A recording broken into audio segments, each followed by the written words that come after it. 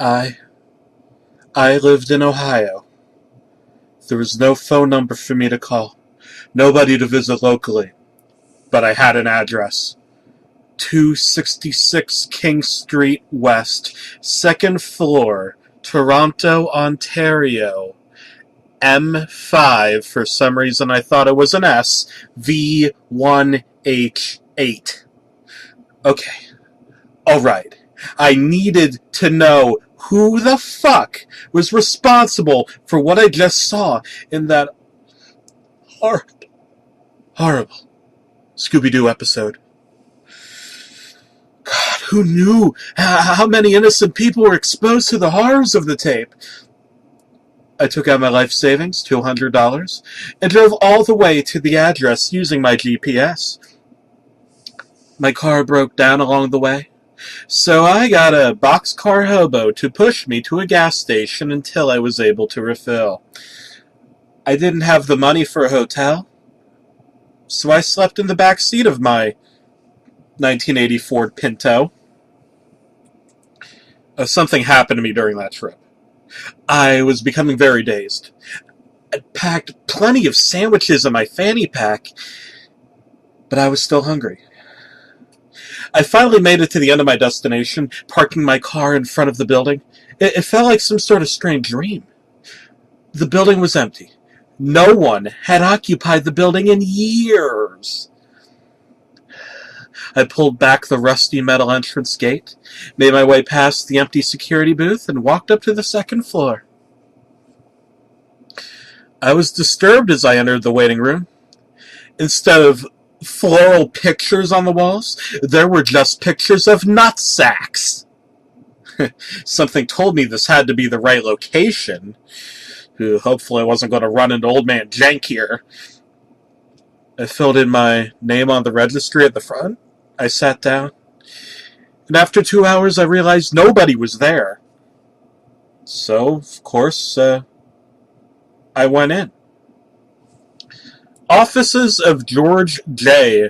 was printed on the wall, and right below it on some sort of plaque it said 9/11 was an inside job. Why would it say something like that in a professional office building? Then again, with the lack of employees, how professional was this place? Well, that and the nutsacks. I hesitantly opened the door.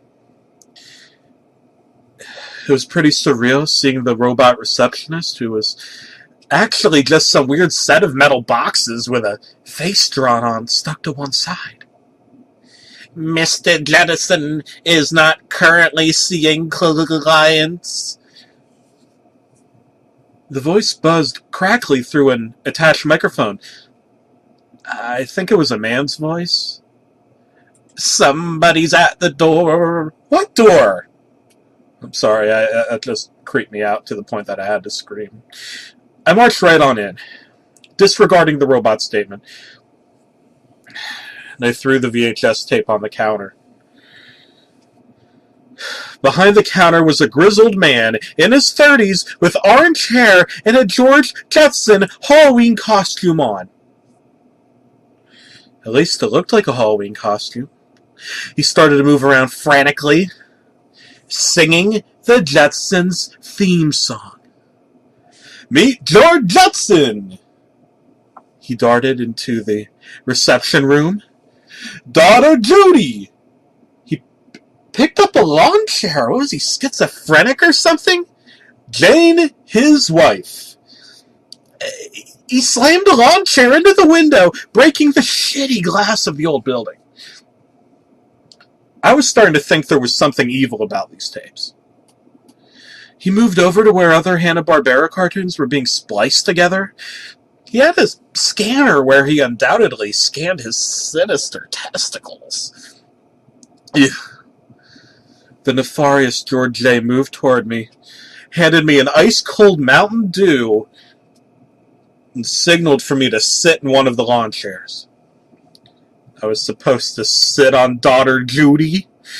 He just finished adding a Comic Sans font, oh god, not that font, to some Home Improvement episodes. I'm improving television, George said. Television, which was once about family dramas and whining, is now about my testicles. My amazing testicles. He began to show me a set of old new-style reels, which contained various programs where he had spliced his nutsack into them frame by frame. Tom and Jerry. Tom's nutsack being captured between two wooden planks.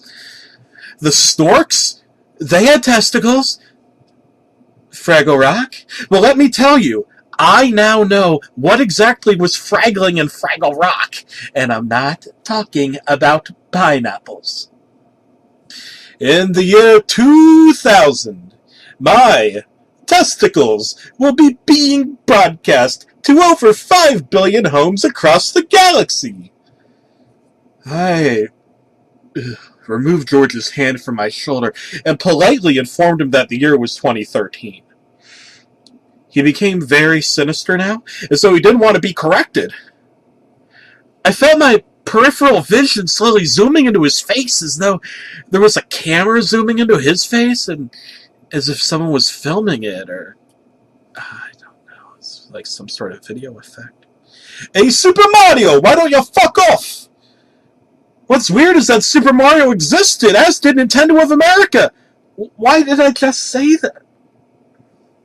I suddenly got the strangest feeling of deja vu. Watch this, George said. He went to a corner with two mirrors between each other, pulled down his pants, and started dangling his ball sack. I could see an infinite number of ball sacks that seemed to go on forever. I demand to know what exactly this tape is about, I screamed. But there was nothing in my hand. Had I somehow lost the tape? George handed me a separate tape and told me to drop it into my own mailbox. George turned on a tape of himself talking to me. I mean, it looked exactly like me, except I had a mustache. It was clearly a Jetsons episode, and I felt the strangest feeling like I'd seen this before as a child. He handed me a mustache and insisted at gunpoint that I put it on. I did as instructed. He had me sit in a lawn chair. Let me tell you about a future. A terrible future. They say there's one place somewhere far out in the reaches of space where you can see everything. One single point of light. He waved his hand across the sky. I already knew it was about his nutsack, so I stopped listening. I looked at the projector. George's real, grizzled face was looking at me, looking at him. Suddenly, I heard the sound of a doorbell. Ah, shit, he said. My, pizza. My, futuristic pizza. He got up. There was a lot of confusion as he opened the door. I started to cry and hid under a desk. The Spanish delivery man looked exactly like Old Man Jenkins from Scooby-Doo. Why is your ball sack out? What the fuck is this? George was arguing over how he didn't want any pineapples on his pizza. I had enough. I dove for George's legs as he shot the Spanish man in the arm. He flew back and fell out of the second-story window, while George, stumbling, tried to get in one last tea bag. Oh, his nuts were disturbing. Years of teabagging had enlarged them to the point where they were superhuman, super deformed, extremely veiny, like how an intelligent person's brain is more wrinkly. Do you know why nobody lives on the ground in the Jetsons? George yelled, lighting a set of matches. Leroy! Leroy! He screamed, holding a real-life version of, wasn't that Elroy's from a tiny hat? He grabbed the gun and held it to my jaw. He pushed it into my jaw. "Make fun of my mom again, Tim!" he yelled. My name wasn't Tim. Why was he talking like that? "Make fun of my fucking mom again, I'll fucking kill you!" I fell back to the wall, knocking over a photo of George Jetson teabagging President Eisenhower. Indeed. Oh, my worst fear had come true. It looked like George had traveled all through space and time, teabagging everyone. Except me. Not now, not ever. I found a briefcase behind the desk which said, "Sworn Enemy" on the front, and I opened it. It was a blender with 2 googly eyes pasted on, and its name was Steve. I planted it on the ground and I plugged it in. I knew I was running out of time. George's testicles were getting ever closer. I didn't have time to look at the buttons. I just knew that as an all-American Joe, sometimes you have to do what you have to do. The great spirit of our nation. Blend, puree, liquefy, atomize the space dust. I hit that last button. Just as George dropped his nutsack down, I backed away. His nuts were immediately sliced, diced, and shredded. Highly realistic ore. They flew up with such propulsive force, they broke through the roof and kept going. I saw beautiful sunlight shining through the testicular holes in the roof, a deep metaphor for our renewed faith in humanity. "My beauty! My youth!" George screamed, flailing backwards where boiling hot Mountain Dew was resting on a hot plate. It slammed him in the face, leaving 3rd-degree burns all over his body. "Something is dying," George said. He became cancerous looking. "It's not a person, it's the idea." George pressed a button under his desk frantically, and a trapdoor in the roof opened. 2 real-life skeletons fell to the floor to the sound of a hideous crack as though they had broken their necks. One was wearing a Fred Flintstone outfit. George grabbed the jaw of the skeleton and started talking. "We just found evidence that the mass media don't account for bullshit." He started laughing. "If you have your secret Dakota ring, solve the puzzle now," George yelled. Sounded almost like Yogi Bear. Anyway, I didn't know what the hell he was talking about. "We are hurtling toward the sun," he said. What did that even mean? "We are the lizards." I felt like George Jetson got completely insane. None of these things made sense. They weren't relevant to anything. "You're nuts," I said. George Jetson paused and thought for a minute. "Nuts. Nuts. You're nuts. You're nuts."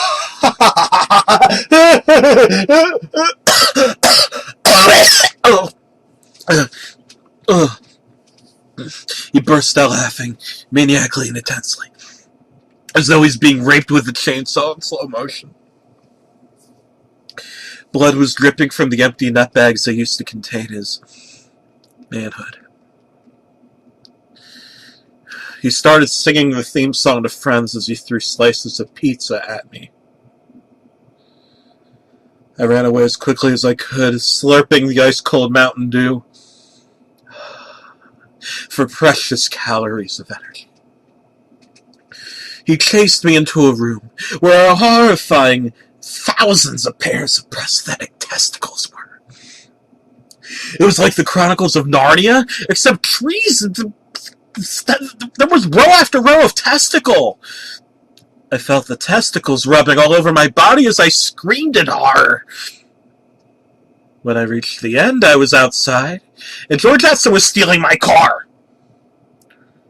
He climbed into my 1980 Ford Pinto, having stolen the keys, when he handed me the delicious Mountain Dew soft drink. Now you will see the true nature of my being. I am going to go straight into the primordial soup of the earth and dangle my balls into the origin of the species. In exactly 15 seconds, everything in the known universe will be my broken sack. I was really starting to get tired of George Jetson's nutsack. He began to count like the count from Sesame Street. 1, 2, 3, fuck you, to infinite, to hell with you! He slammed on gas pedal. The Pinto drove straight into the wall of the building and burst into flames. For a moment, I flashed back to a depressing 3 a.m. So depressing, I felt like I looked like Droopy Dog, playing old Jetson's SNES games on my emulated laptop. It was a simpler time. George was a lot nicer. George hadn't gone into the future at all. Other than the future he was from, I guess. The car exploded. His charred body went flying as he had no seatbelt. He ran across the tarmac screaming, "I'm literally burning!"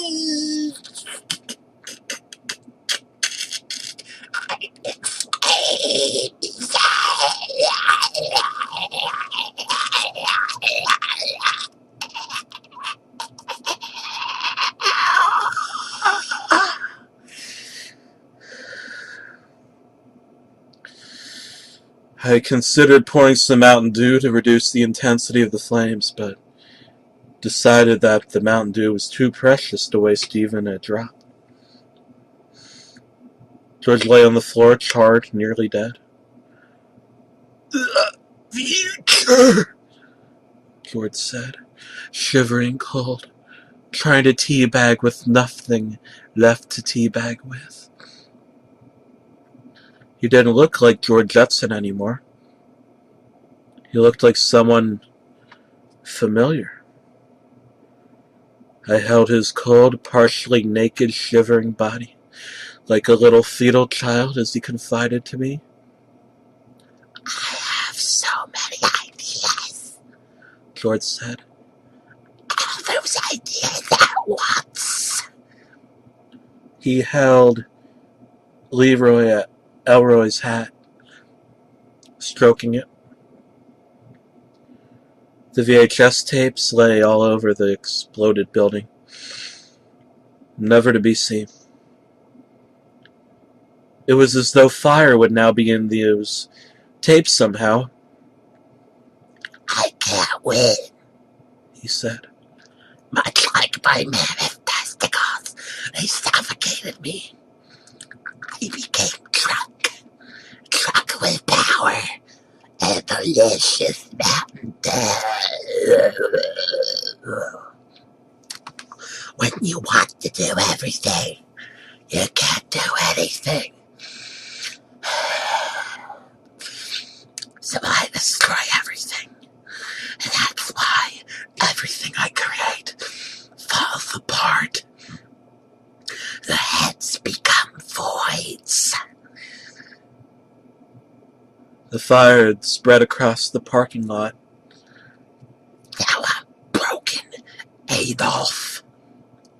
I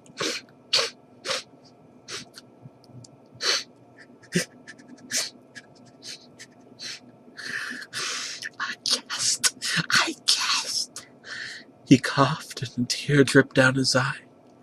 "I just wanted to teabag everything, everyone." George exhaled at once, blood still dripping from his lower torso. It's over now. It's all over. I looked at George as he stared up with saddest puppy dog eyes. Now we can leave, I said to George. No. George said with a sigh. Now we can live. At that exact moment, his testicles fell from the sky, falling and sinking into my sparkling Mountain Dew drink. The flames continued to eat the background. George Jetson stopped moving. I took the tape home, put it in my mailbox, and collected it a few days later. I felt absolutely moved by George's speech, and he had profoundly impacted my life in ways that I never dreamed of. I knew that whatever was on the tape, it had to be some sort of profound message on humanity, on existence, on our place in this cold, lonely, and hideous universe. We ourselves didn't matter. It was our dreams, our ideas, our imaginings that gave us life in these cold, blue, and infinite cosmos. Trying to find something, to have something, to feel something, to overcome it. I hesitantly put the tape on, feeling a deep connection with George Jetson that I'd never felt with any other human on Earth. What deep and amazing metaphor would this VHS provide? I put the VHS tape in, sat back, and was treated to nothing more than 90 minutes of George Jetson's withered, veiny ballsack filmed at every motherfucking angle possible. Shortly after, everything in the universe turned into a pair of testicles. Fuck it.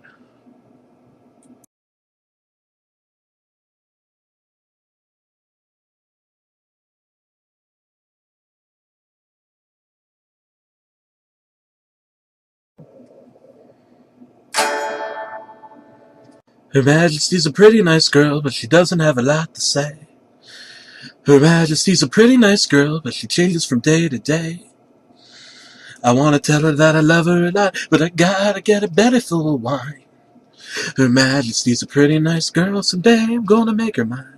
Yeah, someday I'm gonna make her mine.